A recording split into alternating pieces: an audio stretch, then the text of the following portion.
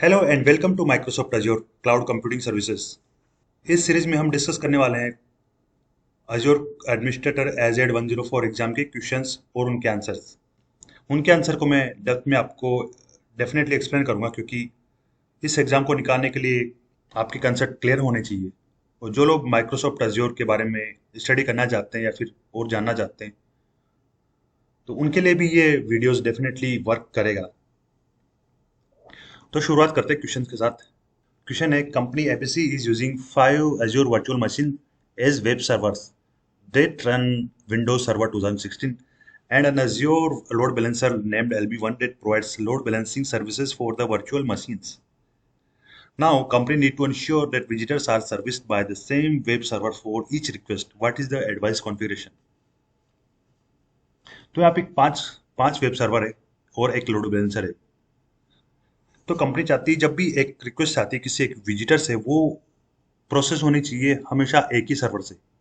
जब दूसरी बार रिक्वेस्ट करता है यूजर, तो उसी वेब सर्वर पे जाए। तो इस तरह का कॉन्फ़िगरेशन कंपनी चाहती है। तो उसके लिए जो ऑप्शंस है वो है session persistence as client IP, set protocol as UDP, set protocol as TCP, या फिर हम आइडल टाइम आउट सेट करते 20 मिनट्स। तो यदि ऐसा कॉम्बिनेशन है कि हमेशा रिक्वेस्ट, जो एक रिक्वेस्ट आती है एक यूजर से, वो एक ही वेब सर्वर से प्रोसेस हो, जब दूसरी बार रिक्वेस्ट करे तो उसी से वो प्रोसेस होनी चाहिए।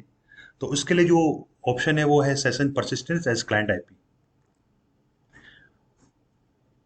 जब भी आप लोड बैलेंसर कॉन्फ़िगर करोगे, तो उस केस में आपको डिफरेंट डिफरेंट फील्ड्स मिलते हैं। तो इसमें प्रोटोकॉल जो भी हमने देखा, टीसीपी, यूडीपी, और भी कुछ ऑप्शंस है। एंड साथ में एक ऑप्शन है वो है सेशन परसिस्टेंस। इसको मैं थोड़ा सा और डिटेल में आपको एक्सप्लेन करना चाहता हूँ। जो लोग डेवलपमेंट फील्ड से हैं, जिन लोगों ने प्रोग्रामिंग की हुई है, जिन लोगों ने वेबसाइट बना की होस्ट की हुई है, तो उनको इस चीज को लेकर चैलेंजेस आते हैं। सपोज 3 वेब सर्वर है, ए बी सी। सपोज कि जो यूजर आता है वो लॉगिन के लिए रिक्वेस्ट करता है, और उस यूजर का रिक्वेस्ट प्रोसेस होता है सर्वर ए पे। लोड बैलेंसर उसको रिडायरेक्ट करता है सर्वर ए पे। सर्वर ए पे वो सेशन बना लेता है। तो जब दूसरी बार जब यूजर वही यूजर रिक्वेस्ट सेंड करता है उसी लोड बैलेंसर पे, तो इस बार वो रिडायरेक्ट हो जाता है सर्वर सर्वर बी पे। सर्वर बी पे वो उसी सेशन की वैल्यू को चेक करता है, लेकिन सेशन वैल्यू उसको नल मिलती है। तो इन सिनेरियो से बचने के लिए डेवलपर्स कई बार डिफरेंट डिफरेंट टेक्निक्स यूज करते हैं। कई बार सेशन स्टेट सर्वर बना लेते हैं, कई बार डेटा बेस को as a session server use कर लेते हैं। तो इन्हीं चैलेंजेस को दूर करने के लिए माइक्रोसॉफ्ट अज्योर में जो कॉन्फ़िगरेशन है, जब आप लोड बैलेंसर कॉन्फ़िगर करते हो तो उसमें ऑप्शन होता है सेशन परसिस्टेंस क्लाइंट आईपी। इस केस में क्या होता है कि क्लाइंट आईपी जब आपने सेट किया, तो जब रिक्वेस्ट आता है तो क्लाइंट आईपी प्लस सर्वर का एक कॉम्बिनेशन बन चुका होता है।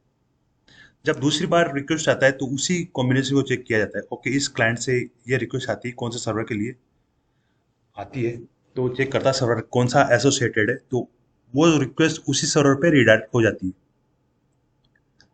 तो इस तरह से हमेशा वो रिक्वेस्ट उसी सर्वर पे रिडायरेक्ट होती रहती है। तो डेफिनेटली इस केस में हमारा आंसर है session persistence as client IP. Next question आप देखोगे तो सेम क्वेश्चन सेम ही है, लेकिन हमने ऑप्शंस चेंज कर दिए। ऑप्शंस फर्स्ट वाला तो वही है session persistent as client IP, लेकिन सेकंड ऑप्शन है session persistent as client IP and protocol. Third option set protocol as TCP, fourth option set protocol as UDP. तो इस केस में आप देखोगे तो यहाँ पे क्या हो रहा है कि क्लाइंट तो वही, लोड बैलेंसर भी वही है, लेकिन सपोज कीजिए कई बार ऐसा भी हो सकता है कि क्लाइंट तो वही, लेकिन उसके पास जो उससे जो रिक्वेस्ट आती है वो कभी वेब यूआई से रिक्वेस्ट आती है, कभी एपीआई से, कभी वेब एपीआई के थ्रू भी रिक्वेस्ट आती है। हो सकता है वेब एपीआई में डिफरेंट प्रोटोकॉल हो। तो उस केस में आप ये भी सेट कर सकते हो session persistence as client IP. लेकिन यहाँ पे क्वेश्चन में ऐसा कुछ दिया नहीं है कि क्लाइंट की डिफरेंट डिफरेंट प्रोटोकॉल से आती है रिक्वेस्ट। तो उस केस में हमारा आंसर यही रहेगा session persistence as client IP. Session persistence की यहाँ पे 3 वैल्यूज होती है, नन होती है, क्लाइंट आईपी होती है, क्लाइंट आईपी एंड प्रोटोकॉल होता है।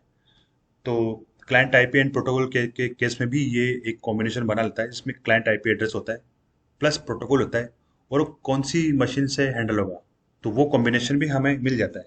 होप सो आपकी अंडरस्टैंडिंग क्लियर हो चुकी होगी।